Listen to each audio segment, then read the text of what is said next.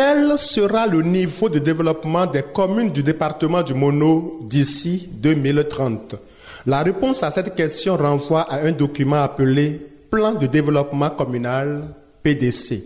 Un document qui matérialise la vision, les orientations et le plan d'action à travers lequel les élus communaux concrétiseront leurs rêves pour le développement de leur localité. L'analyse et la validation de ce document relèvent de la compétence du Conseil départemental de concertation et de coordination CDCC. En session ce mercredi 18 juin 2025, ce conseil a validé le plan de développement de 2025 à 2030 de 4 communes du Mono. C'est une grâce et c'est une chance pour nous, un privilège d'être à cette table pour approuver les PDC des 4 communes, Atiémé, Bopa, Koma et Lokossa, des documents essentiels qui serviront désormais de boussole pour la planification opérationnelle du développement dans ces 4 communes. De la présentation des PDC validés ce jour, on retient par exemple que l'ambition de développement de la commune de Lokossa est portée par 4 programmes déclinés en 20 projets qui coûteront 16 milliards 441 millions 93 000 francs CFA et dont on attend plus de 10 milliards de l'État. Mais avec 7 milliards 646 millions 143 000 francs CFA, on espère faire de la commune de Koumen d'ici 2030 un pôle économique de production, de valorisation de produits locaux typiques sur un territoire assaini, attrayant et touristique, à forte résilience aux effets de changement climatique.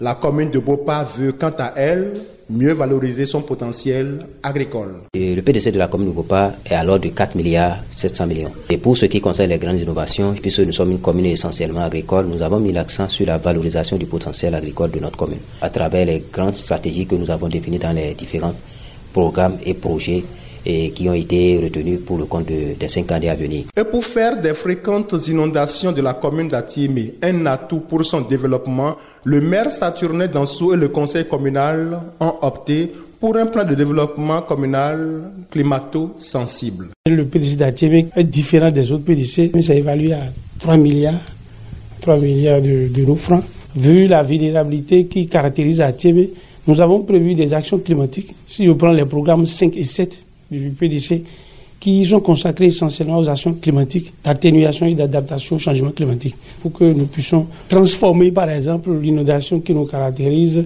en opportunité pour la commune. À entendre le préfet d'Edegno Bienvenu Milourin, la 4e génération de plans de développement des communes du Mono n'est pas un ramassis des ambitieuses idées de développement agitées par des maires pour être réélus. Ces documents qui ont reçu l'aval du ministère du Développement et de la coordination de l'action gouvernementale ont été élaborés selon les normes requises, rassure le préfet du Mono. Ces PDC ont rigoureusement suivi toutes les étapes prévues par le guide d'élaboration des PDC et ont reçu l'avis de non-objection du ministère du Développement et de la coordination.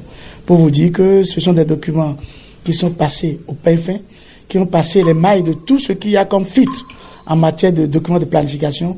Et aujourd'hui, c'est avec grand bonheur que nous pouvons dire que ces communes de Atiémé, Bopa, Koma et Lokossa ont leur PDC validé et approuvé. Quelles sont alors les sources de financement de ces plans de développement qui coûtent tant de milliards? Essentiellement, nous avons 2 sources.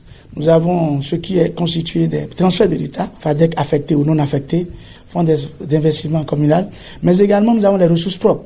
Et nous avons apprécié le niveau de mobilisation de ces communes qui nous appelle encore à de grands défis. Une session extraordinaire du Conseil départemental de concertation et de coordination du Mono se projette pour bientôt afin d'examiner le plan de développement que proposent les communes restantes, à savoir Grand Popo et Kouyobi.